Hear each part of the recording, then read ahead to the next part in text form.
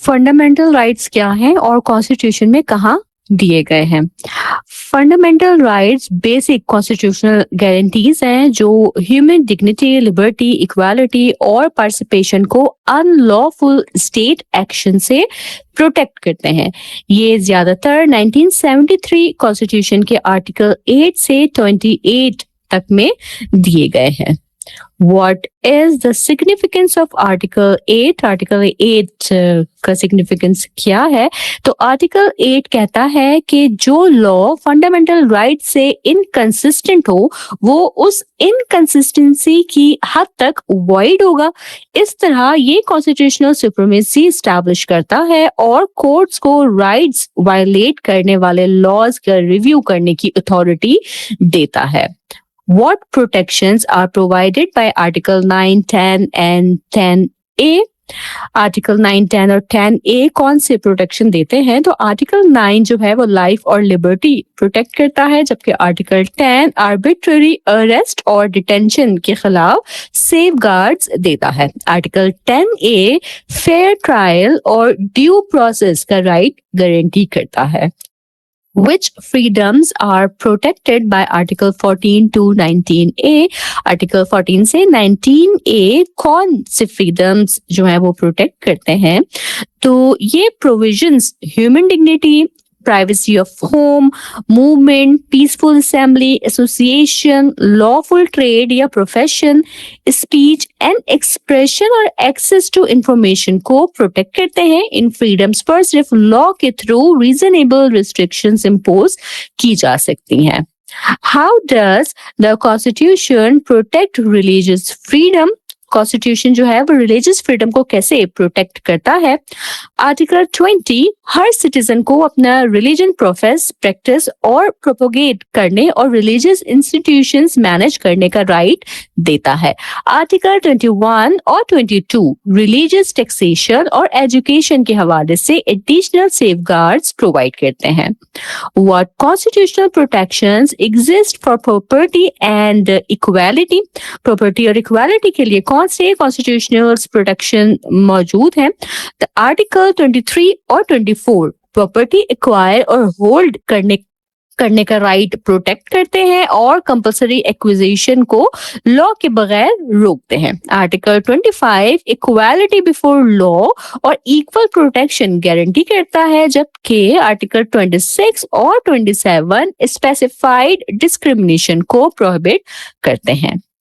What rights are protected by Article 25A and 28? Article 25A और 28 जो हैं ये कौन से राइट्स प्रोटेक्ट करते हैं? तो आर्टिकल 25A 5 से 16 साल के बच्चों के लिए फ्री और कंपलसरी एजुकेशन रिक्वायर्ड बनाता है।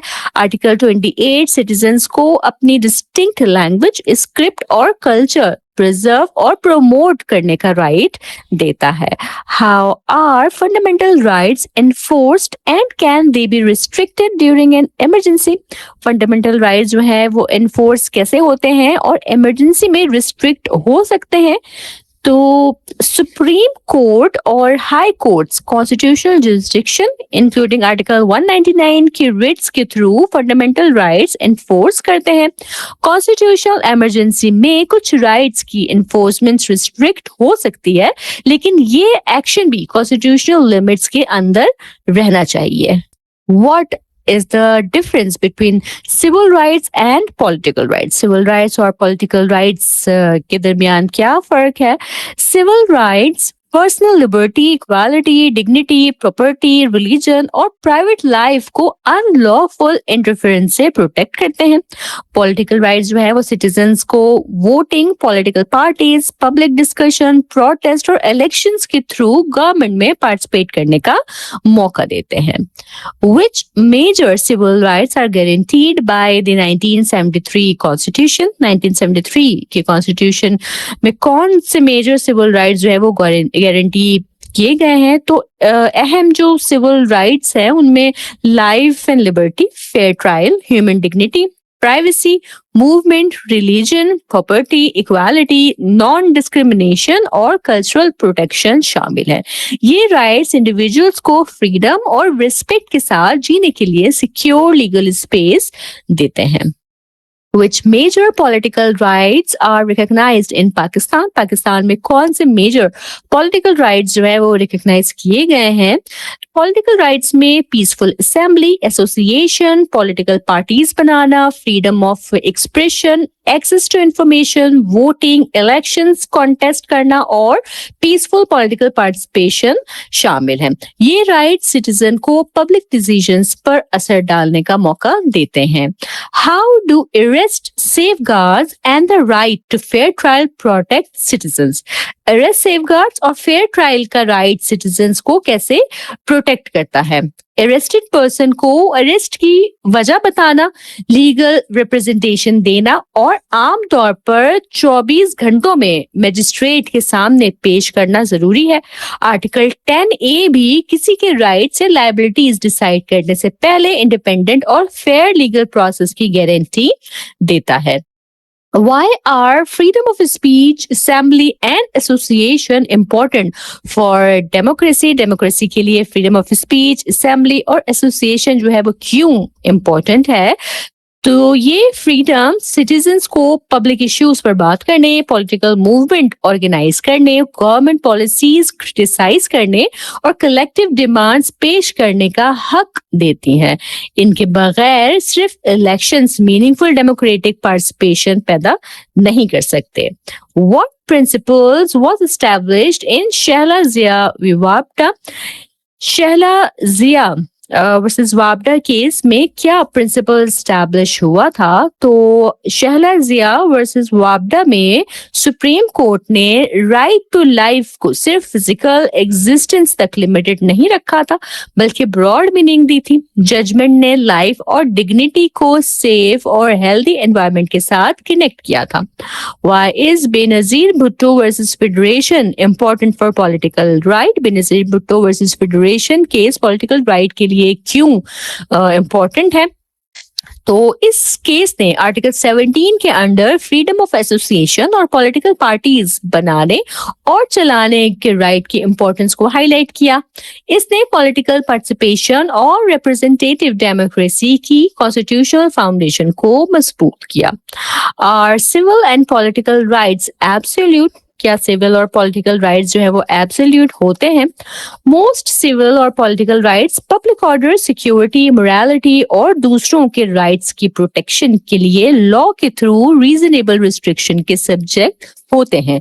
हर रिस्ट्रिक्शन लॉफुल, प्रोपोर्शनेट और जुडिशियल रिव्यू के लिए ओपन होनी चाहिए। What is citizenship and why does it involve responsibilities? Citizenship क्या है और इसके साथ responsibilities क्यों होती हैं? Citizenship individual और state के दरमियान legal और political relationship है जो rights, protection और participation देता है।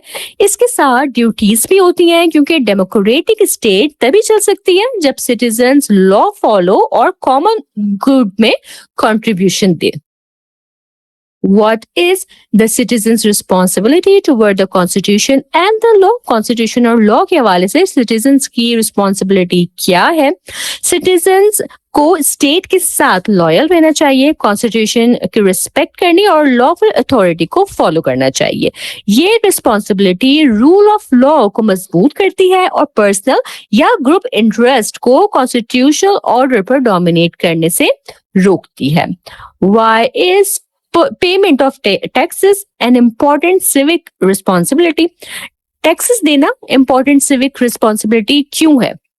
Taxes education, health care, security, infrastructure, welfare और दूसरी पब्लिक सर्विसेज को फाइनेंस करते हैं। ऑनेस्टली और प्रॉपरली टैक्स देना स्टेट को अपनी ड्यूटीज परफॉर्म करने और नेशनल डेवलपमेंट का कॉस्ट फेयर तौर पर डिस्ट्रीब्यूट करने में मदद देता है। Why should citizens vote and participate in democratic process? Citizens जो है वो वोट और डेमोक्रेटिक प्रोसेस में पार्टिसिपेट उन्हें क्यों करना चाहिए? वोटिंग सिटीजन्स को रिप्रेजेंटेटिव्स चूज करने और गवर्नमेंट को अकाउंटेबल बनाने का मौका देती है। Public debate, parties, local institutions और पीसफुल सिविक एक्टिविटीज में पार्टिसिपेशन से गवर्नमेंट सोसाइटी की नीड्स को बेहतर रिफ्लेक्ट करती है। How should citizens treat public property and environment? Citizens को public property और environment के साथ कैसा behavior रखना चाहिए? तो सिटीजन्स को roads, schools, hospitals, park, utilities और दूसरे पब्लिक एसेट्स को प्रोटेक्ट करना चाहिए, क्योंकि ये पूरी कम्युनिटी की शेयर्ड प्रॉपर्टी है। उन्हें पॉल्यूशन कम और नेचुरल रिसोर्सेज को प्रेजेंट और फ्यूचर जनरेशन के लिए कंजर्व भी करना चाहिए।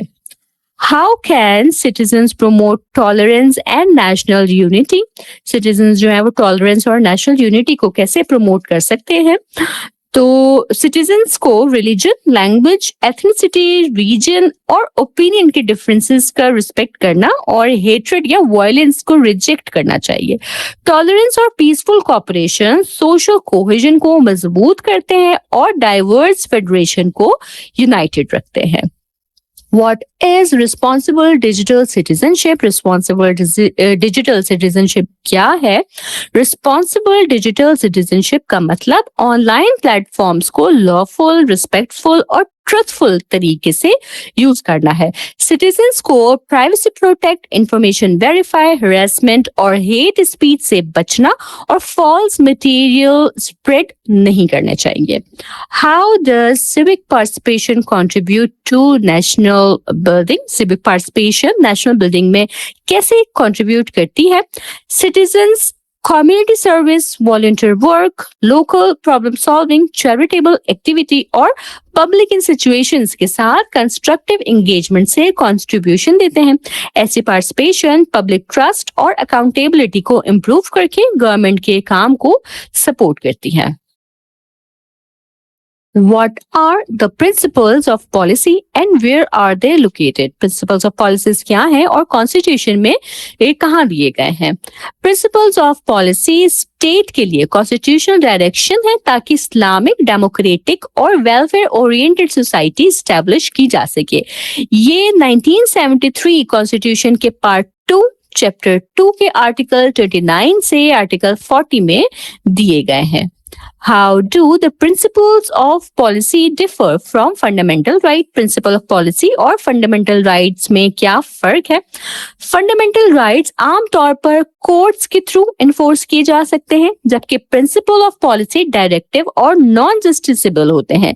ये लेजिस्लेशन और एडमिनिस्ट्रेशन को गाइड करते हैं, लेकिन इम्प्लीमेंटेशन रिसोर्सेज और गवर्नमेंट पॉलिसी पर डिपेंड करती है। What does Article 31 require regarding the Islamic way of life? Article 31 Islamic way of life के हवाले से क्या रिक्वायर करता है? तो Article 31 स्टेट को डायरेक्ट करता है कि मुस्लिम्स को कुरान और सुन्ना के मुताबिक अपनी जिंदगी ऑर्गेनाइज करने का मौका दिया जाए।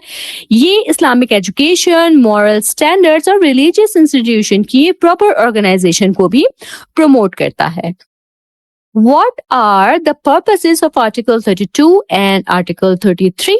Article 32 और 33 के क्या purposes हैं? Article 32 elected local government institutions को promote करता है जिनमें peasants, workers और women की representation हो।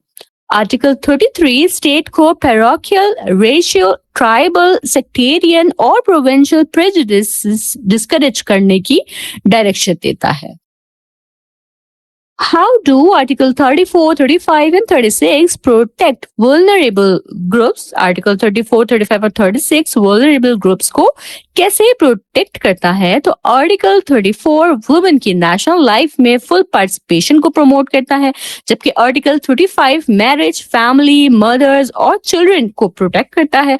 Article 36 माइनॉरिटीज की लेजिटिमेट राइट्स और इंटरेस्ट इंक्लूडिंग पब्लिक सर्विसेज में रिप्रेजेंटेशन को सेफगार्ड करता है। What social objectives are included in Article 37? Article 37 में कौन से सोशल ऑब्जेक्टिव्स जो हैं वो शामिल हैं? तो आर्टिकल 37 स्टेट को सोशल जस्टिस प्रमोट करने, इलिटरेसी रिमूव करने, इनएक्सपेंसिव और स्पीडी जस्टिस प्रोवाइड करने और ह्यूमन वर्किंग कंडीशंस इंप्रूव करने की डायरेक्शन देता है। ये प्रोस्टिट्यूशन, गैम्बलिंग और हार्मफुल ड्रग्स जैसे सोशल इवल्स को रोकने का भी कहता है। What is the purpose of Article 38? Article 38 का क्या पर्पस है? तो Article 38 स्टेट को लोगों की सोशल और इकोनॉमिक वेलबींग प्रमोट करने, इनइक्वालिटी कम और जो लोग कमा नहीं सकते हैं उन्हें बेसिक नेसेसिटीज प्रोवाइड करने का कहता है। ये वेलफेयर स्टेट के कॉन्स्टिट्यूशनल गोल को रिप्रेजेंट करता है। What do article 39 and 40 provide? Article 39 और 40 क्या प्रोवाइड करते हैं? आर्टिकल 39 पाकिस्तान के तमाम एरियाज के लोगों की आर्म्ड फोर्सेस में पार्टिसिपेशन को एनकरेज करता है। आर्टिकल 40 मुस्लिम कंट्रीज के साथ रिलेशन मजबूत करना, इंटरनेशनल पीस सपोर्ट करना और नेशंस के दरमियान फ्रेंडली रिलेशंस प्रमोट करने की डायरेक्शंस देता है। What major human rights challenges are faced by religious minorities in Pakistan? Pakistan में religious minorities को कौन से major human rights challenges का सामना है? Minority communities को discrimination, insecurity, unequal social participation और effective political representation में difficulties का सामना हो सकता है। Constitutional protection के साथ fair policing, education, employment opportunities और माइनॉरिटी राइट्स का प्रैक्टिकल एनफोर्समेंट भी जरूरी है। What are the main contemporary issues concerning women's right? Women's right के हवाले से मेन कंटेम्पररी इशू क्या है? मेजर इश्यूज में gender based violence, work place harassment, forced या अर्ली मैरिज, अनइक्वल एजुकेशन और अनएम्प्लॉयमेंट और हेल्थ केयर तक बैरियर्स शामिल हैं। लीगल रिफॉर्म्स के साथ इफेक्टिव इन्वेस्टिगेशन, प्रोसिक्यूशन, अवेयरनेस और सोशल चेंज जो है ये भी जरूरी है। Which issue most seriously affect children's right? Children right को सबसे ज्यादा कौन सा इशू इफेक्ट करता है? Child labor, abuse, trafficking, exploitation, early marriage, malnutrition और education तक limited access अहम concerns हैं। Children को प्रोटेक्ट करने के लिए लेबर और क्रिमिनल लॉज को एनफोर्समेंट के साथ स्कूल, वेलफेयर सर्विसेज और फैमिली सपोर्ट जरूरी है। Why are labor rights and disability rights important human right issue? Labor rights और disability rights important human issues क्यों हैं? वर्कर्स को safe working condition, fair wages, exploitation से प्रोटेक्शन और legal remedies चाहिए होती हैं। पर्सन्स विद डिसेबिलिटीज को accessibility, reasonable accommodation, education, employment और पब्लिक लाइफ में इक्वल पार्टिसिपेशन मिलनी चाहिए। What threats affect freedom of expression in Pakistan? Pakistan में freedom of expression को कौन से threats affect करते हैं? जर्नलिस्ट, एक्टिविस्ट और सिटीजन्स को अपनी स्पीच की वजह से सेंसरशिप, थ्रेट्स, वायलेंस या लीगल प्रेशर का सामना हो सकता है। साथ ही एक्सप्रेशन पर सिक्योरिटी, पब्लिक ऑर्डर और दूसरों के राइट्स की प्रोटेक्शन के लिए लॉफुल और प्रोपोर्शनेट रिस्ट्रिक्शंस इम्पोज की जा सकती हैं। What are digital rights and privacy concern? Digital rights और privacy concerns क्या हैं?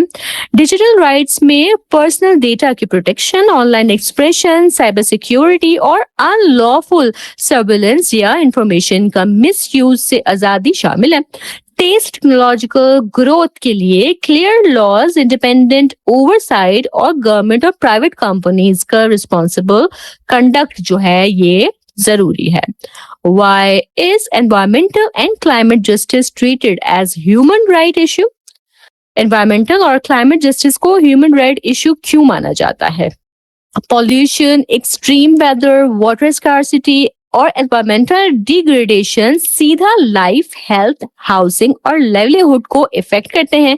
क्लाइमेट जस्टिस वल्नरेबल कम्युनिटीज पर खास तवज्जो देती है जो प्रॉब्लम में कम कंट्रीब्यूशन के बावजूद सबसे ज्यादा हार्म सफर करती है। Which institution contribute to human rights protection in Pakistan? Pakistan में कौन से इंस्टीट्यूशंस ह्यूमन राइट्स प्रोटेक्शन में कंट्रीब्यूशन देते हैं? इम्पोर्टेंट इंस्टीट्यूशन में national commission for human rights, national commission on the status for women, minority bodies, ombudsman officers, courts और human rights commission of Pakistan शामिल हैं। इनकी effectiveness, independence, resource, public access और recommendation की इम्प्लीमेंटेशन पर डिपेंड करती है। इनकी effectiveness, independence, resources, public access और रिकमेंडेशंस के इम्प्लीमेंटेशन पर डिपेंड करती है। What is a constitutional amendment and why is it necessary? Constitutional amendment क्या है और ये क्यों जरूरी है? कॉन्स्टिट्यूशनल अमेंडमेंट कॉन्स्टिट्यूशन में प्रिस्क्राइब प्रोसीजर के मुताबिक फॉर्मल चेंज, एडिशन या डिलीशन होती है। इससे पॉलिटिकल, सोशल, इंस्टीट्यूशनल और फेडरल नीड्स के मुताबिक सिस्टम को अपडेट किया जा सकता है बिना पूरा कॉन्स्टिट्यूशन रिप्लेस किए। What is the difference between a rigid and flexible constitution? Rigid और flexible constitution में क्या फर्क होता है? फ्लेक्सिबल कॉन्स्टिट्यूशन ऑर्डिनरी लेजिस्लेशन के करीब प्रोसीजर से इमेंड हो सकता है, जबकि जो रिजिड कॉन्स्टिट्यूशन होता है इसके लिए स्पेशल और मुश्किल प्रोसेस चाहिए होता है। पाकिस्तान का कॉन्स्टिट्यूशन रिलेटिवली रिजिड है क्योंकि article 239 enhanced parliamentary majority require करता है। How many constitutional amendment bill be introduced in Pakistan? Pakistan में constitutional amendment bill कैसे introduce किया जा सकता है? आर्टिकल 239 के under amendment bill national assembly या सेनेट दोनों में से किसी भी हाउस में ओरिजिनेट हो सकता है। ये ऑर्डिनरी बिल से डिफरेंट है क्योंकि अप्रूवल प्रेजेंट मेंबर्स के बजाय हर हाउस की टोटल मेंबरशिप पर कैलकुलेट होती है। What parliamentary majority is required for a constitutional amendment? Constitutional amendment के लिए कितनी parliamentary majority required है?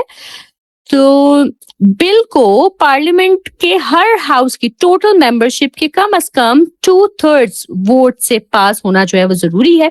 अगर एक हाउस बिल में चेंज करे तो दूसरे हाउस को भी अमेंडेड टेक्स्ट इसी मेजॉरिटी से अप्रूव करना होता है। What additional approval is needed when provincial limits are altered? Provincial limits change हो तो कौन सी additional approval चाहिए होती है? प्रोविंस की जियोग्राफिकल लिमिट्स को इफेक्ट करने वाली अमेंडमेंट को कंसर्न प्रोविंशियल असेंबली की टोटल मेंबरशिप के कम से कम 2/3 वोट से भी अप्रूव करना होता है। ये फेडरेटिंग यूनिट्स के टेरिटोरियल इंटरेस्ट को प्रोटेक्ट करता है। What is the president's role in the amendment process? Amendment के प्रोसेस में प्रेसिडेंट का क्या रोल होता है? पार्लियामेंट कॉन्स्टिट्यूशनल प्रोसीजर कंप्लीट करने के बाद बिल प्रेसिडेंट को एसेंट के लिए भेजती है। आर्टिकल 239 के अंडर प्रेसिडेंट को एसेंट देनी होती है और प्रॉपरली पास्ड अमेंडमेंट पर डिस्क्रिशनरी वीटो नहीं होता। Can courts examine constitutional amendments? क्या कोर्ट कॉन्स्टिट्यूशनल अमेंडमेंट को रिव्यू कर सकता है? आर्टिकल 239 कॉन्स्टिट्यूशनल अमेंडमेंट को चैलेंज करने पर स्ट्रॉन्ग लिमिटेशन रखता है, लेकिन कोर्ट्स और स्कॉलर्स ने डिबेट की है कि पार्लियामेंट कॉन्स्टिट्यूशन की बेसिक स्ट्रक्चर को चेंज कर सकती है या नहीं। ये इशू पार्लियामेंट्री अमेंडिंग पावर और एसेंशियल कॉन्स्टिट्यूशनल आइडेंटिटी के बैलेंस से रिलेटेड है। Why should constitutional amendments be based on broad consensus? Constitutional amendment broad consensus पर based क्यों होनी चाहिए? Amendments institutions के दरमियान पावर डिवाइड कर सकती है, राइट्स इफेक्ट कर सकती है और फेडरल बैलेंस चेंज कर सकती हैं। ब्रॉड इन कंसल्टेशन और कंसेंसस रिफॉर्म को लेजिटिमेसी, ड्यूरेबिलिटी और ज्यादा पब्लिक एक्सेप्टेंस देते हैं। What is constitutional engineering? Constitutional engineering क्या है? कॉन्स्टिट्यूशनल इंजीनियरिंग से मुराद कॉन्स्टिट्यूशनल रूल्स को डेलिबरेटली चेंज करके पॉलिटिकल पावर की डिस्ट्रीब्यूशन को रीडिजाइन करना है। जब अमेंडमेंट्स लॉन्ग टर्म डेमोक्रेसी के बजाय करंट रूलर्स को मजबूत करने के लिए यूज हो तो ये कंट्रोवर्शियल बन जाती हैं। What was the original executive arrangement under the 1973 Constitution? Original 1973 Constitution में executive arrangement क्या था? ओरिजिनल कॉन्स्टिट्यूशन ने पार्लियामेंट्री सिस्टम स्टैब्लिश किया जिसमें president ceremonial head of state था, real executive authority prime minister और कैबिनेट के पास थी जो नेशनल असेंबली को अकाउंटेबल थी। How did the 8th amendment of 1985 change executive power? 8th amendment 1985 ने एग्जीक्यूटिव पावर को कैसे चेंज किया? 8th अमेंडमेंट ने जनरल जियाउल हक के दौर की मेजर कॉन्स्टिट्यूशनल चेंजेस को वैलिडेट करके प्रेसिडेंसी को मजबूत किया। इसका सबसे अहम प्रोविजन आर्टिकल 58(2)(b था जो प्रेसिडेंट को नेशनल असेंबली डिसॉल्व और इलेक्टेड गवर्नमेंट डिसमिस करने का पावर देता था। How was Article 58(2)(b used between 1988 and 1996? Article 58(2)(b को 1988 से 1996 के दरमियान कैसे यूज किया गया? ये power 4 times elected government dismiss करने के लिए यूज हुई, जिनमें बेनजीर भुट्टो और नवाज शरीफ की गवर्नमेंट्स भी शामिल थी। रिपीटेड डिसमिसल्स ने कंटिन्यूटी को कमजोर, इंस्टीट्यूशंस के कॉन्फ्लिक्ट्स को बढ़ाया और गवर्नमेंट को नॉर्मल टर्म कंप्लीट करने से रोका। What was the purpose of the 13th Amendment of 1997? 1997 के 13th Amendment का क्या पर्पस था? 13th Amendment ने आर्टिकल 58(2)(b डिलीट करके प्रेसिडेंट का नेशनल असेंबली डिसॉल्व करने का डिस्क्रिशनरी पावर खत्म कर दिया। इसने पार्लियामेंट्री सुप्रीमेसी रिस्टोर और प्राइम मिनिस्टर की अथॉरिटी मजबूत की। How did 17th Amendment of 2003 alter the constitutional balance? 17th Amendment 2003 ने constitutional balance को कैसे बदला? 17th Amendment ने जनरल परवेज मुशर्रफ को लीगल फ्रेमवर्क ऑर्डर के इंपॉर्टेंट पार्ट्स को कॉन्स्टिट्यूशनल इफेक्ट दिया और आर्टिकल 58(2)(b रीस्टोर किया। इससे प्रेसिडेंसी दोबारा स्ट्रॉन्ग हुई और फॉर्मली पार्लियामेंट्री सिस्टम में क्वासी प्रेसिडेंशियल बैलेंस पैदा हुआ। How do the 8th, 13th and 17th amendments differ? ये तीनों अमेंडमेंट्स कैसे आपस में मुख्तलिफ हैं, डिफर हैं। 8th अमेंडमेंट ने पार्लियामेंट और प्राइम मिनिस्टर से पावर प्रेसिडेंट को ट्रांसफर की, जबकि 13th अमेंडमेंट ने इस शिफ्ट को रिवर्स कर दिया। ठीक है। 17th अमेंडमेंट ने 1997 में हटाई गई प्रेसिडेंशियल अथॉरिटी का सिग्निफिकेंट पार्ट दोबारा रीस्टोर किया। What lesson does this period provide about democratic stability? ये पीरियड जो है वो डेमोक्रेटिक स्टेबिलिटी के बारे में क्या लेसन देता है? एग्जीक्यूटिव पावर में बार बार कॉन्स्टिट्यूशनल चेंजेस ने प्रेसिडेंट, प्राइम मिनिस्टर, पार्लियामेंट और मिलिट्री एस्टैब्लिशमेंट के दरमियान अनसर्टेनिटी और कॉन्फ्लिक्ट्स को पैदा किया। स्टेबल डेमोक्रेसी के लिए प्रेडिक्टेबल रूल्स, पार्लियामेंट्री अकाउंटेबिलिटी और जेन्युइन पॉलिटिकल कंसेंसस पर अमेंडमेंट्स जो हैं ये जरूरी हैं। What was the 18th Amendment and what was its main purpose? 18th Amendment क्या थी और इसका मेन पर्पस क्या था? 18th Amendment 2010 में ब्रॉड पार्लियामेंट्री कंसेंसस से इनेक्ट हुई। इसका मेन पर्पस 1973 कॉन्स्टिट्यूशन की पार्लियामेंट्री स्पिरिट रिस्टोर करना, मिलिट्री एरा डिस्टॉर्शन रिवर्स और प्रोविंशियल ऑटोनॉमी स्ट्रेंथन करना था। What historical developments led to the 18th Amendment? Presidential resolution powers का repeated use, 17th Amendment, Charter of Democracy 2006 और Lawyers Movement ने constitutional reform का pressure पैदा किया। 2008 इलेक्शंस के बाद सेनेटर रजा रब्बानी की लीडरशिप में parliamentary committee on constitution reforms ने अमेंडमेंट प्रिपेयर की। ये इसकी हिस्टोरिकल डेवलपमेंट थी जो कि 18 अमेंडमेंट की तरफ लेड की। How did the 18 amendment restore parliamentary supremacy? 18 amendment ने पार्लियामेंट्री सुप्रीमेसी जो है वो कैसे रिस्टोर की?